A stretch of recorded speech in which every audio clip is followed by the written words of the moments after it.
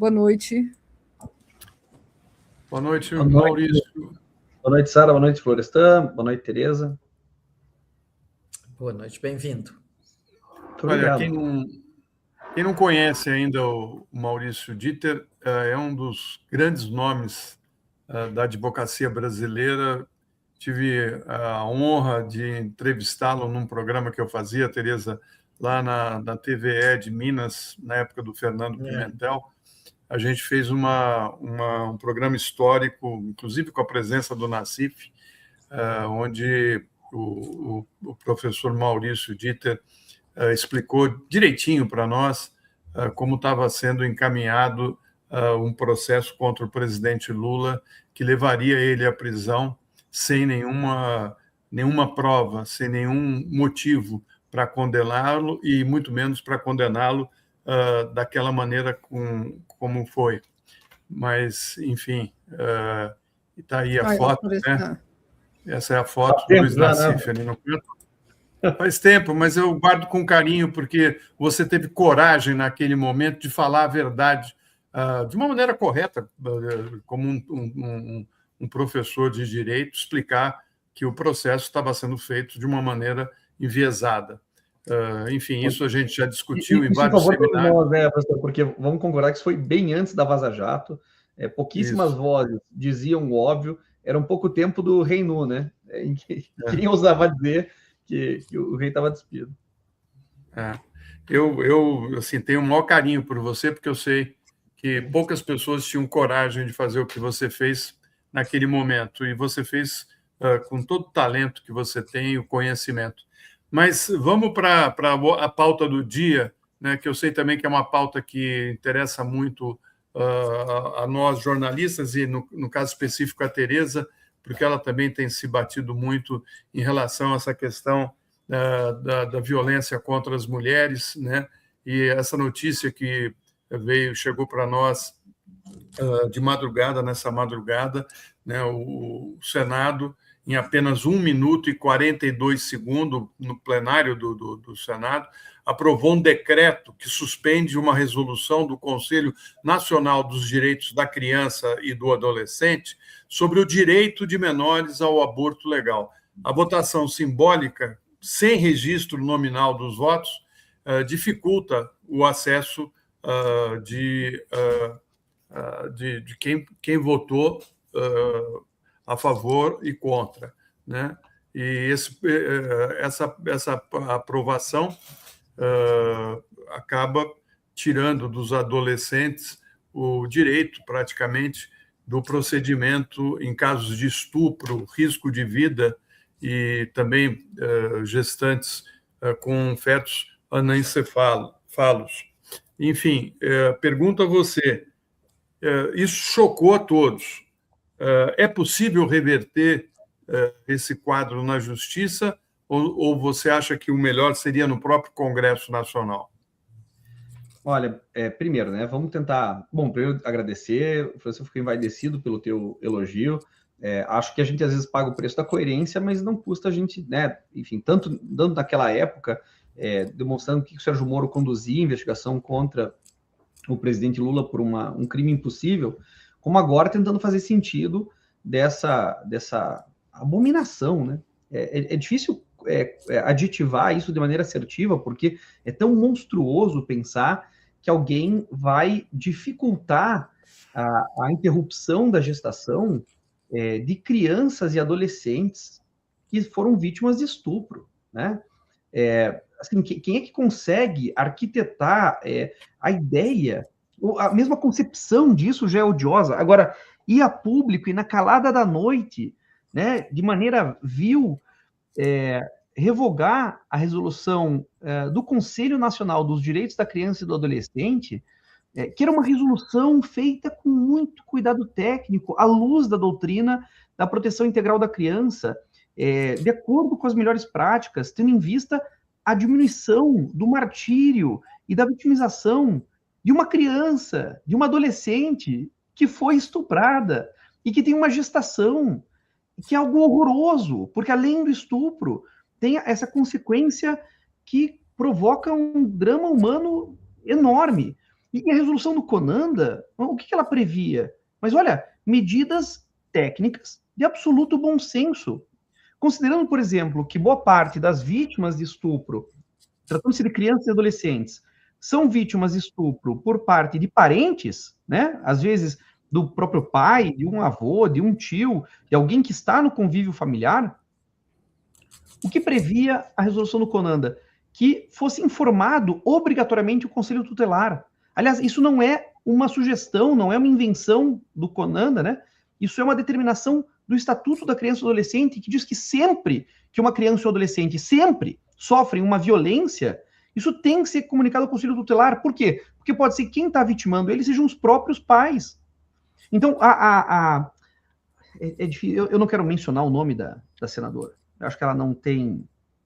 Ela precisa ser inominada, porque ela não pode sequer servir como alvo, ela tem que ser esquecida, apagada da história, ela não pode ser dignificada com o nome, porque a gente não pode debater o nome dessa senhora, não é possível. Mas veja que uma senadora da República disse que isso era um absurdo, porque tirava o direito dos pais serem informados primeiros.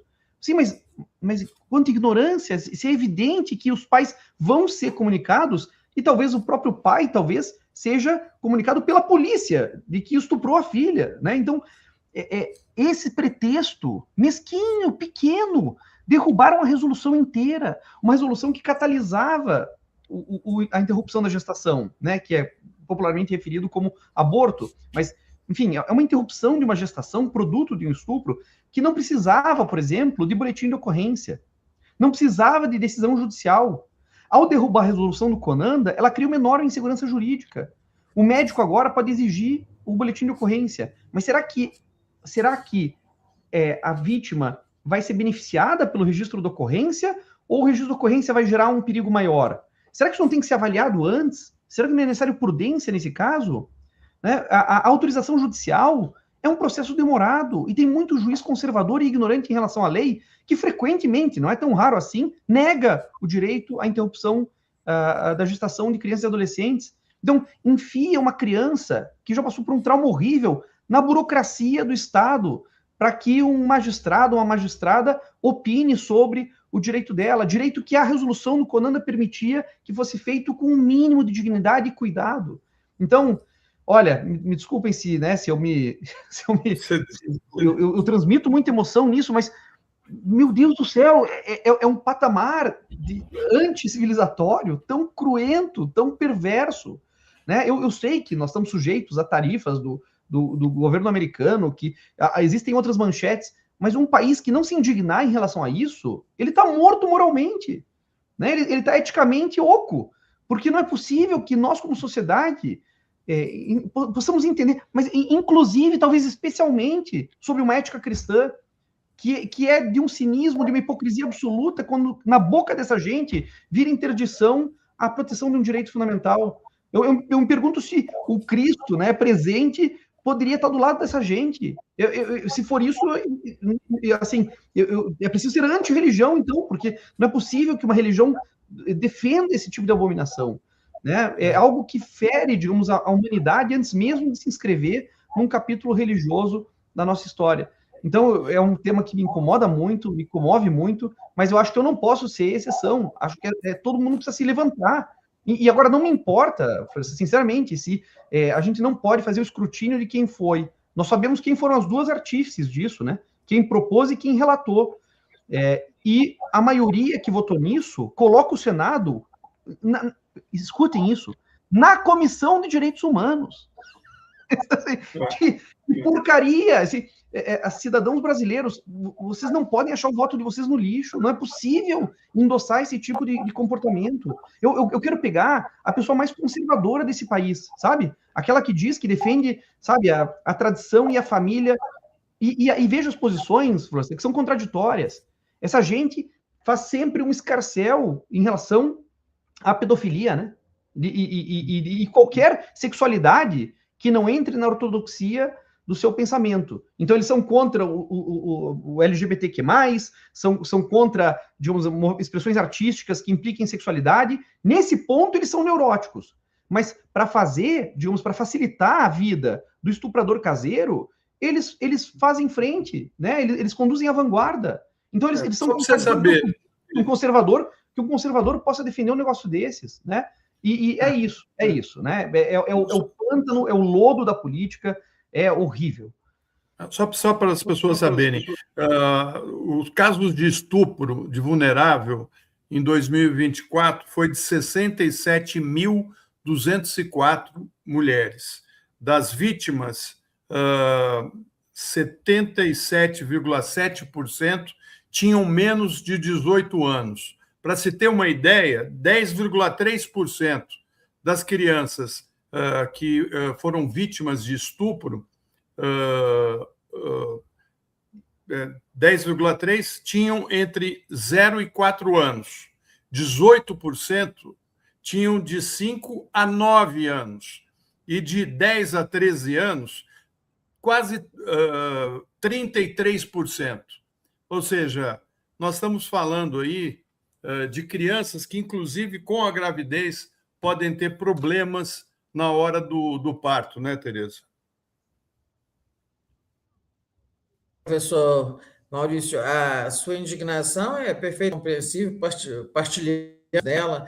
Não pode ter nada mais horrível que obrigar uma mulher, um filho do seu estuprador, a se dividir entre o amor, que é natural,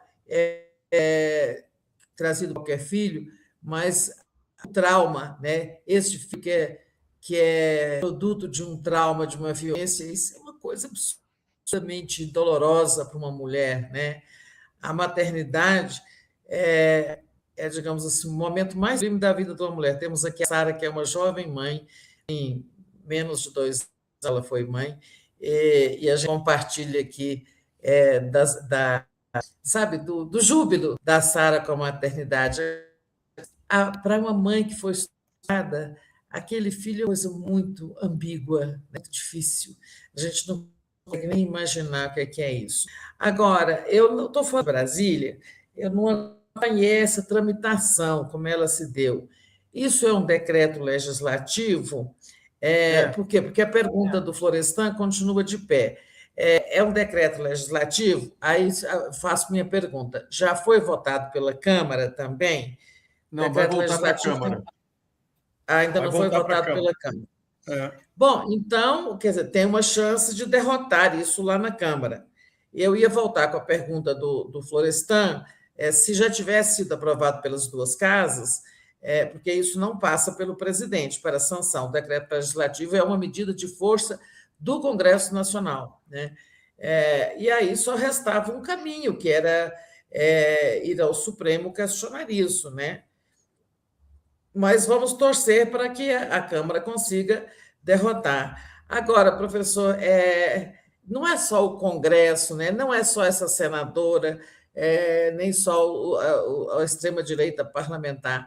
A gente viu nos últimos tempos muitos casos de adolescentes que foram estupradas, estavam grávidas, e que foram boicotadas pelo próprio sistema de saúde, sobretudo em estados, por exemplo, como São Paulo, né?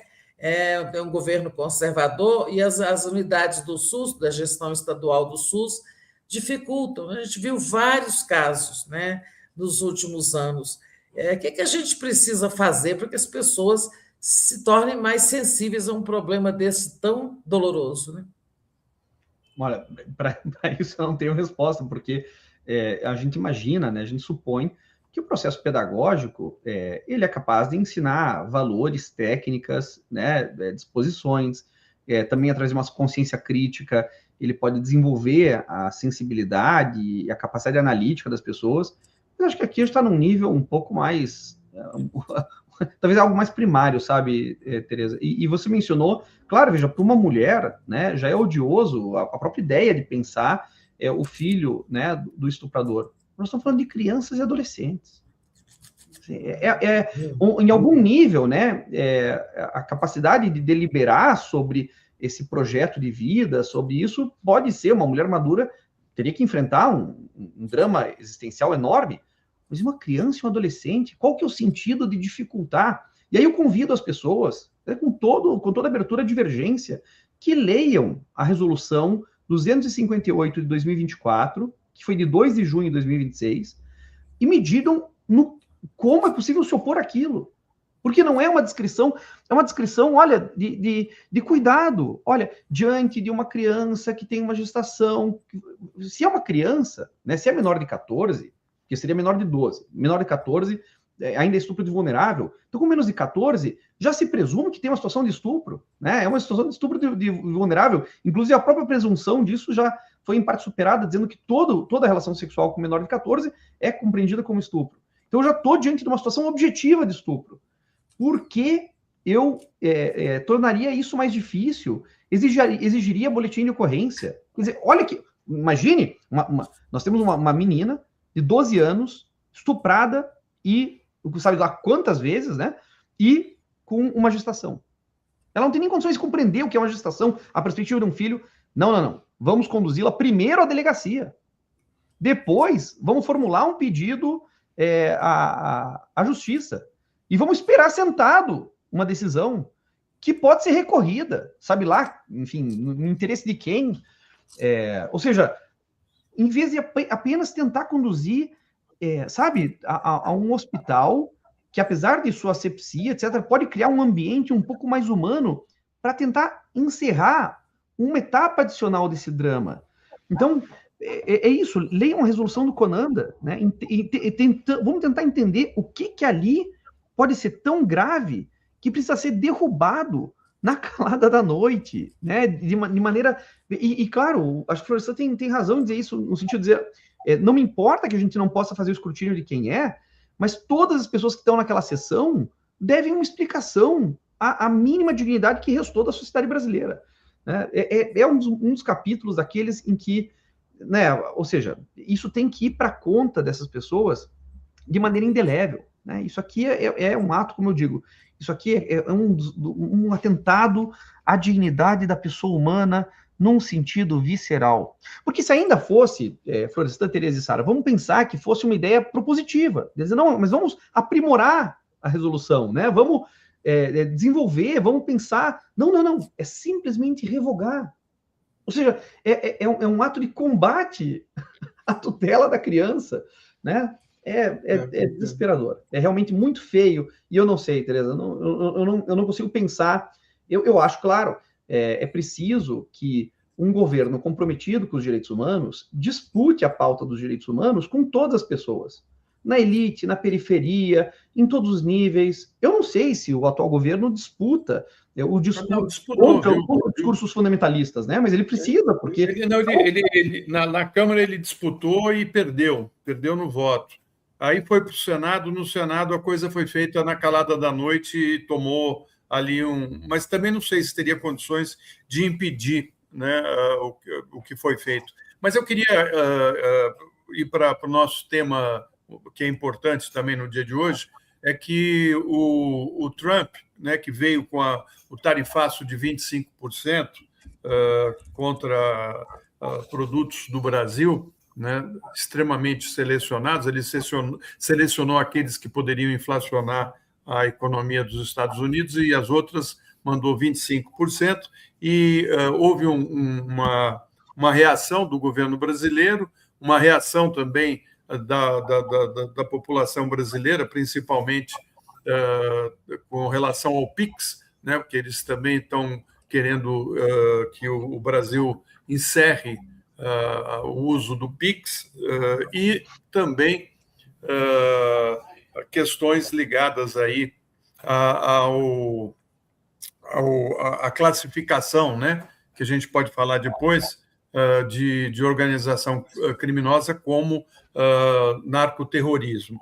Agora, terça-feira, ele anuncia mais uma taxação, dessa vez propondo aí uma tarifa adicional de 12,5% sobre produtos brasileiros, justificando a medida como uma suposta falha do Brasil em proibir e fiscalizar a importação de bens produzidos com o trabalho forçado.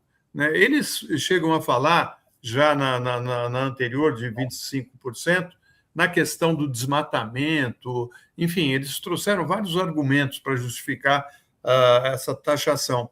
O que o Brasil pode fazer nessa questão, Maurício?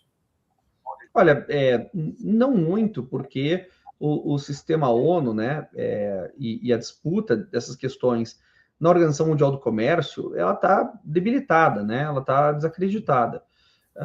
Eu tenho pouca expertise em direito internacional público, mas eu sei, né, por formação jurídica e por formação política, que nós temos o melhor, provavelmente o melhor quadro diplomático do mundo, e nós temos que encontrar uma via diplomática bilateral para poder tratar dessas questões, né? Existem caminhos institucionais para isso, há uma pressão inflacionária determinada por esses produtos para a população estadunidense, que já está com uma inflação significativa por conta do aumento, né, do preço do petróleo em função do bloqueio do Estreito de Hormuz. Então, eu imagino que isso é uma iniciativa do governo americano que vai voltar àquilo que a gente se acostumou no início do governo Lula, que eram sístoles e diástoles, né? Medidas de ataque ao Brasil, seguidas de negociação para melhorar a alavancagem do governo americano para proteger os seus próprios interesses. Esse discurso, né, protecionista, ele começou, na verdade, com a designação, né, ou esse mais recente discurso protecionista, com a designação das facções brasileiras, particularmente aí o Comando Vermelho e o Primeiro Comando da Capital, como organizações terroristas, né? Isso já colocou uma situação de insegurança jurídica bastante grave que nos compromete do ponto de vista do sistema financeiro e bancário, porque isso aumenta o custo do chamado risco Brasil, vai pressionar certamente as importantes agências de avaliação de risco para diminuir a credibilidade do Brasil, e com isso o Brasil precisa fazer uma dívida pagando juros mais altos, dando garantias maiores e, portanto, tendo um dinheiro por preço mais elevado, né? Além de consequências práticas para a população em geral. Esse segundo movimento desse tarifaço, eu acho que eles fazem um pacote que compromete politicamente a família Bolsonaro, né? Porque isso é uma determinação da viagem deles, dos esforços deles contra o interesse nacional.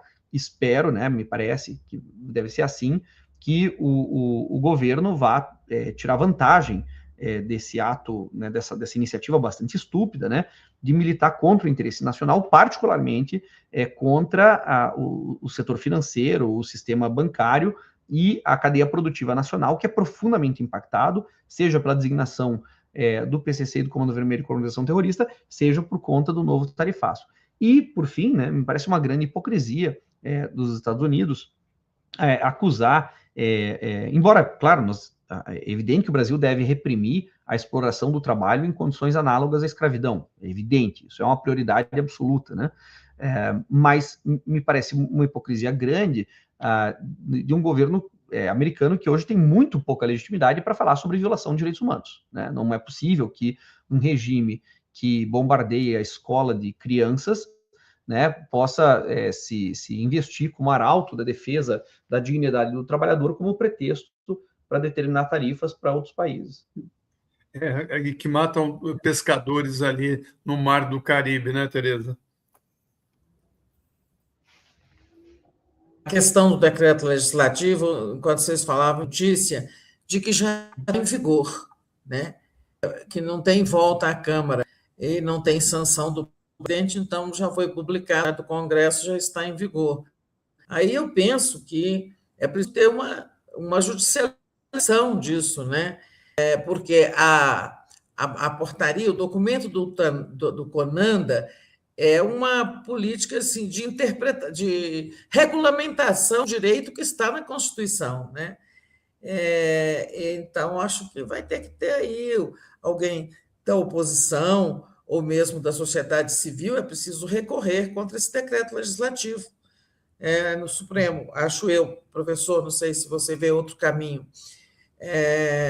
Sem tentar, também não quero reabrir, porque você já falou sobre esse assunto, só estava trazendo essa informação, porque eu pensei que ainda tinha possibilidade de derrotar esse absurdo na Câmara. Não tem mais. A informação que a gente tinha aqui hoje, durante o dia todo, foi de que voltaria para a Câmara, viu, Tereza? Eu estou surpreso com essa informação. Enfim. mas se você apurou aí, levantou. Não, foi uma leitura que eu fiz aqui. Mas tem muitas matérias dizendo isso, que já está em vigor, tá? Por aí. Eu acho que em decreto legislativo não tem assim, a volta à casa. O Senado é uma casa revisora definitiva, acho eu, regimentalmente é isso.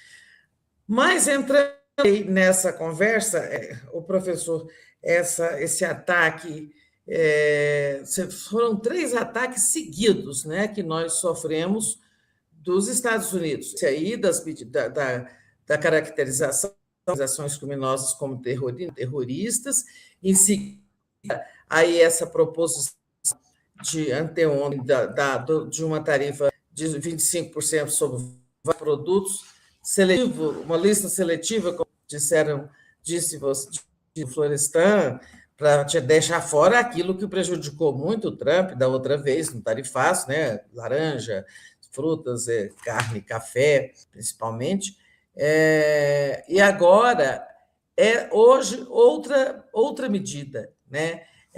Dentro também dessa lei lei de defesa do comércio deles, agora que não atinge só o Brasil, mas incluíram o Brasil entre 58 países que aceitam importar mercadorias, ainda que não no território interno, que no seu próprio território não haja produção com produção industrial, qualquer produção com trabalho forçado. O Brasil é respeitado pelo combate que dá ao trabalho escravo, né, e ao trabalho infantil também, mas que o Brasil diz lá que esses países, mesmo que não tenha produção, compram mercadorias de países que fazem vista grossa para o trabalho forçado.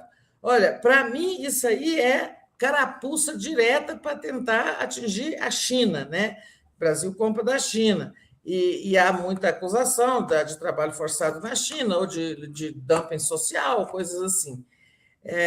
Mas o presidente também, assim como eles atacaram 3 vezes nas últimas horas, o presidente, mais de uma vez, foi para o contra-ataque, né? Dizendo isso, que ele até vai para o G7 e que nós não vamos nos submeter a isso, a esse tipo de chantagem e tal. E falou novamente de Flávio Bolsonaro, Flávio Bolsonaro, seus irmãos também, principalmente seu irmão, insuflando uma potência estrangeira contra o Brasil. Você acha que tem futuro a investigação, o inquérito que já está aberto contra o Bolsonaro e o Eduardo, e que no qual vai acabar sendo incluído o Flávio, né? Já há pedido para que ele seja incluído.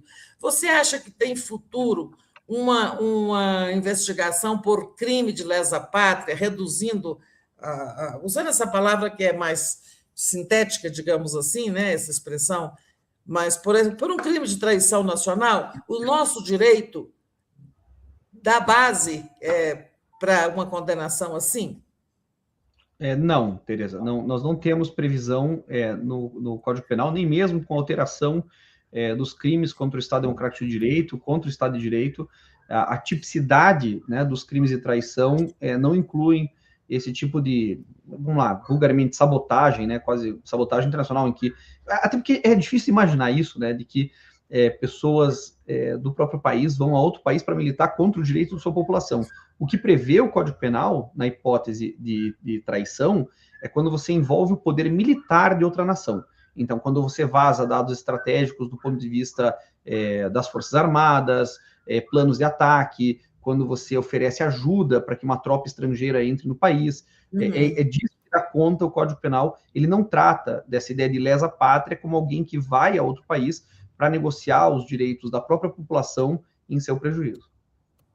Então, precisamos de atualizar isso, né? Porque hoje está ficando frequente isso, não só aqui no Brasil, mas você ter gente que vai fora por interesses eleitorais trabalhar contra o próprio país, né? Eu acho que sim, é uma lacuna que precisa ser sanada, né, nesse Código Penal. Eu digo assim, é um tipo de criminalização muito perigosa, Tereza. E aí deixa eu tentar pensar aqui do ponto de vista da estrutura normativa. é o tipo de crime que pode acabar sendo utilizado contra forças progressistas. Tá? Então, vamos pensar um contexto. É um pouco como discutir a criminalização de organizações terroristas numa definição tão elástica que permita a criminalização dos movimentos sociais. Então, se você diz que ir para território estrangeiro para negociar aquilo que afete o interesse do Brasil, sem disciplinar de maneira muito estrita, né, que esse interesse é contra o interesse nacional, é possível pensar, por exemplo, vamos pensar que o governo brasileiro é denunciado por negociar com a China, porque o Congresso entende que a China é comunista e vai... Então, é difícil pensar uma criminalização que não possa ser utilizada de maneira, claro, ladina, astuta, mas em prejuízo de outras formas de pacto internacional. É uma situação difícil, tá? Eu diria que como professor de direito penal, eu teria muito receio de estabelecer uma hipótese incriminatória que pudesse atingir essa hipótese sem que isso pudesse ser usado também contra setores progressistas. Eu queria trazer para você uma questão que foi trazida agora, de que o ministro Alexandre de Moraes está determinando aí para a PGR opinar sobre a possível investigação de Flávio e Jair Bolsonaro após o financiamento do filme feito ali pelo Daniel Vorcaro, tenha um outro relator, seja um processo descolado do caso Master. Você acha isso possível? Isso é normal? Quer dizer, tira da relatoria do André Mendonça e passa por um outro relator? Seriam casos separados? Como é que você vê isso?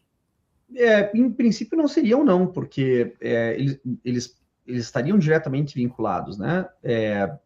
Veja, discutir competência e atribuição de relatoria no STF é uma matéria que foge à estrita leitura do regimento e do Código de Processo Penal.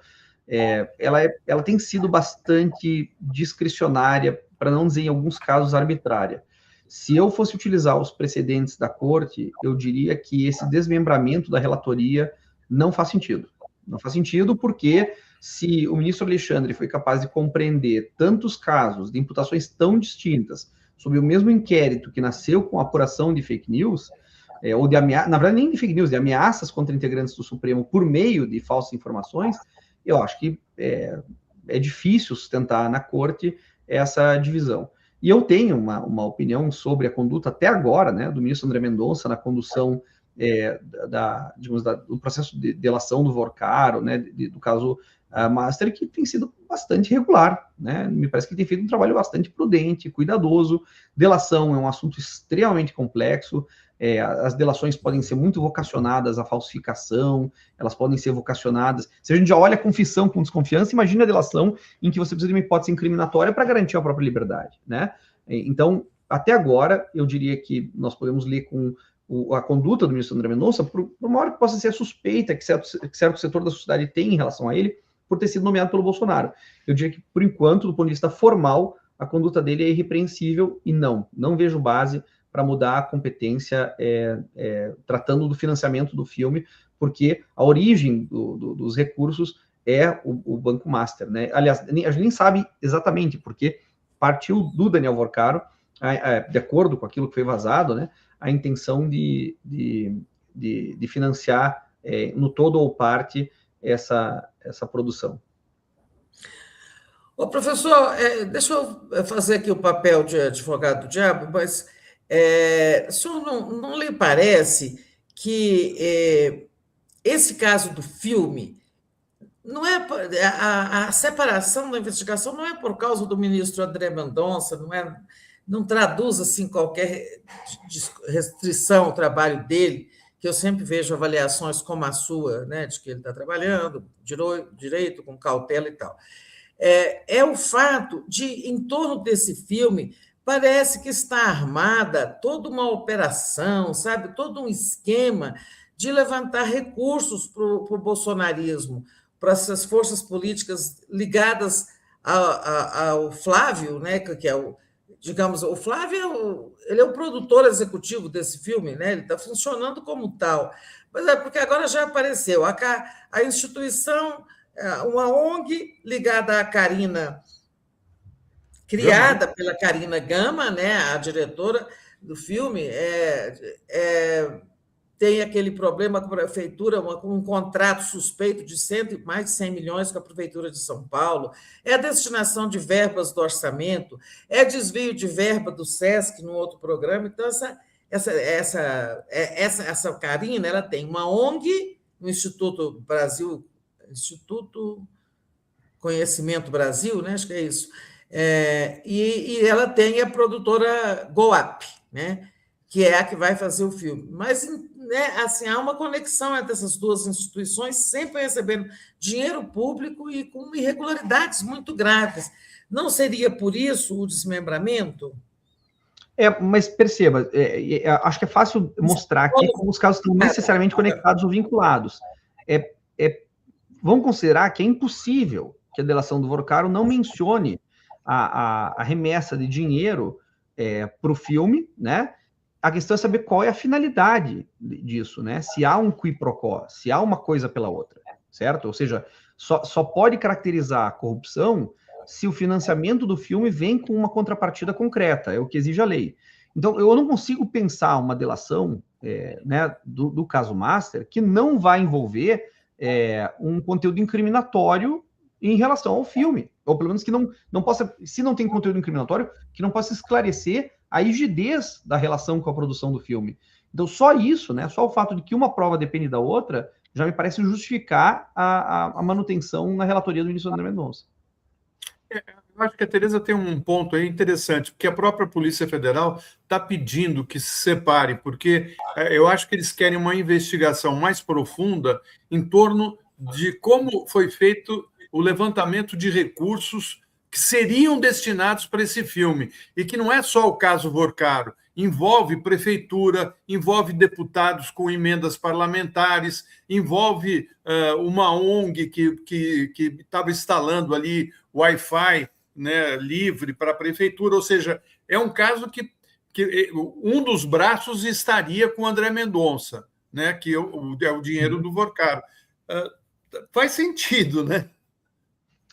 Que a Polícia Federal tem iniciativa e sinta a necessidade de ser mais expedita, né, na investigação, faz todo sentido. Mas o que eu quero deixar claro para vocês à luz, né, das últimas décadas, na definição das relatorias do STF, não vejo força normativa para esse desmembramento. Né? Se mantidas as condições de decidir do Supremo nas últimas décadas, essa relatoria deveria permanecer com o ministro André Mendonça. Pode até ter bons motivos para tentar justificar isso, mas se a gente pensar que a conexão, é isso que eu digo, o precedente criado pelo ministro Alexandre, ele é muito ruim nesse sentido, porque ele reuniu tanta coisa vinculada a um mesmo inquérito de conteúdo plástico e genérico, que faltaria legitimidade para tirar do ministro André Mendonça a relatoria quando essa conexão é muito mais evidente. Então, acho que né, fazendo uma metáfora ampla, assim, o que sai um pouco do exame mais criterioso, eu diria que esse é um preço a pagar por nós termos admitido relatorias tão amplas no STF no passado. O que hoje o ministro mantenha o controle também sobre essa investigação é algo que faz todo sentido com a jurisprudência do STF. Muito bom. Sara ou Tereza, não sei se Tereza tem mais alguma questão.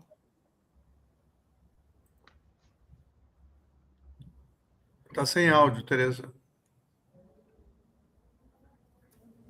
Sara, pode trazer esses nossos comentários e depois disso, se eu tiver mais uma coisa, eu vou perguntar. Ótimo. Sobre o PDL, eu até esqueci o nome do PDL, deixa eu ver aqui. Projeto de Decreto Legislativo. 3 de 2025, a gente tem uma série de comentários aqui da nossa comunidade, todo mundo muito chocado, né, acima de tudo. Deixa eu começar aqui com a Maria, ela fala assim, por favor, faça um recorte da fala do Dr. Maurício Dieter, sua indignação é a nossa. A Ana Petri fala, isso aí foi feito para mudar o foco do Flávio como corrupto. Muita gente insistindo nisso, né? Que parece ser um caso. O Valsan fala assim, é tempo de parar legalmente esses desvios de finalidade da aberração que se tornou a extrema-direita fascista. Eles vivem disso, arrebatando idiotizados. E aí a Kalinka fala assim, Vorcar acaba de colocar o Flávio Bolsonaro na delação do escândalo Bolsomaster. Ele basicamente, a informação que a gente tem, né, que ele basicamente confirmou o que o The Intercept Brasil trouxe, aqueles repasses somando 60 milhões de reais que seria para o filme. Basicamente, mas assim, ele não tinha muito o que fazer, né? Se o celular estava mostrando, ele não podia dizer outra coisa. Aliás, meio celular, porque são 8, né, no total, e eles periciaram só metade de um. Então é isso. Isso. Tereza? São tantos assuntos, né, professor? Tantas confusões ao mesmo tempo no Brasil. É um decreto legislativo translocado, essa questão internacional, que ia ficar nela. Você não é analista político, mas você é um observador da cena brasileira. Que efeitos eleitorais você está esperando desses ataques norte-americanos, da participação do Flávio e da família Bolsonaro nisso, da reação, digamos, da postura soberanista do presidente Lula? Olha, se eu for apostar na razão... Para o presidente ou para o Flávio? Claro. Assim, se eu for apostar na razão, e às vezes o Brasil desafia a aposta na razão, eu imagino que isso deve encerrar a candidatura do Flávio Bolsonaro. Seria o efeito esperado, porque prejudica toda a população brasileira, né? Prejudica a cadeia produtiva, prejudica o setor industrial, o setor financeiro, prejudica o setor bancário.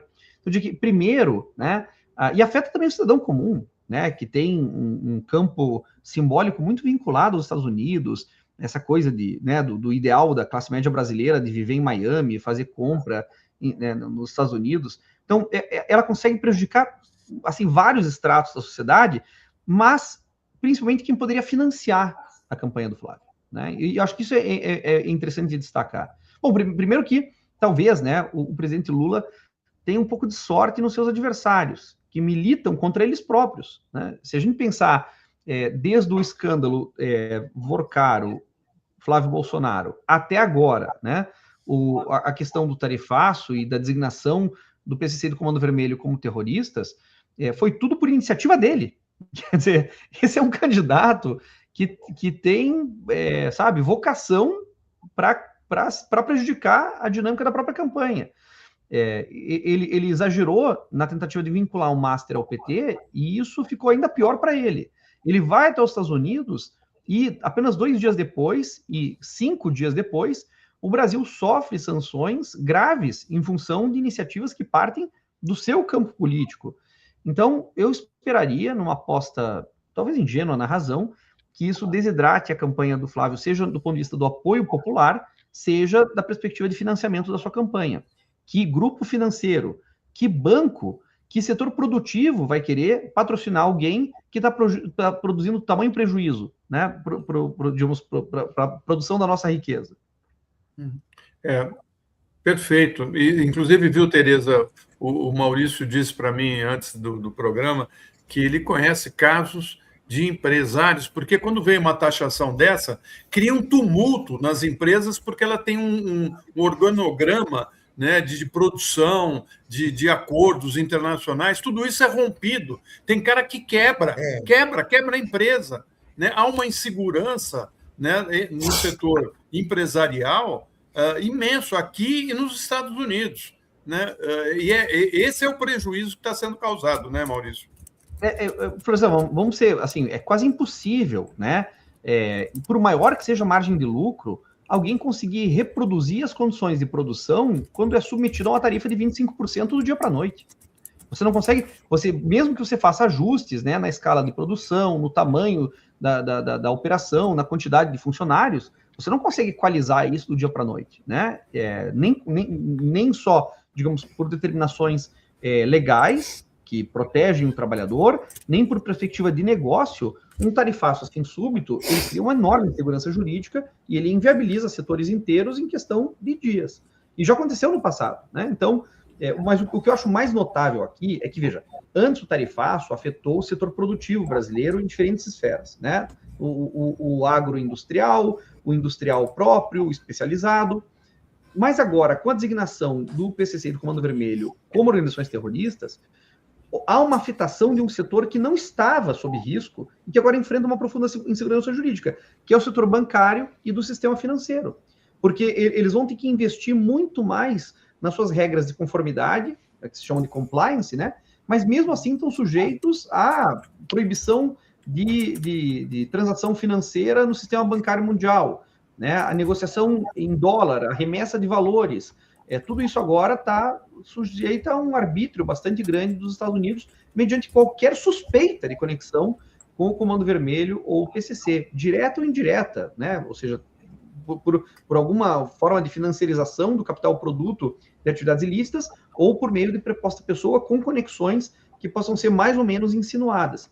Então, todo o sistema econômico agora foi comprometido. Quer dizer, eu acho que o Flávio Bolsonaro conseguiu desagradar a todos. Quem vai ficar vinculado a ele talvez sejam os que já estão convertidos, né? Os que estão cegos, os que não conseguem enxergar. Agora, eu desafio uma pessoa dessas a dizer que isso é bom para o Brasil. FEBRABAN, assim, o nome Flávio Bolsonaro não pode nem ser falado na FEBRABAN, né? Pois é, mas assim, da FEBRABAN até o setor agro. O agro também. Todos eles, né? Ele é tóxico. Você pega a indústria. Se tiver um fornecedor, a indústria vai ter que fazer um pente fino, porque vai que um fornecedor ela não sabe, mas ele tem lá na ponta uma coisa com essas duas organizações. Entra no radar deles, né? Isso. Então, é muito complicado.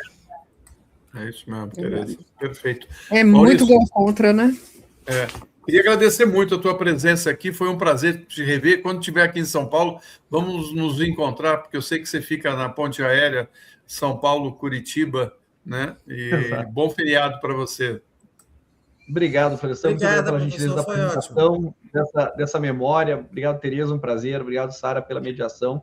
Enfim, sempre um prazer estar aqui com vocês. Não é sempre que eu consigo, né, ter algum para poder dialogar, mas quando eu tenho, é sempre esse renovado prazer.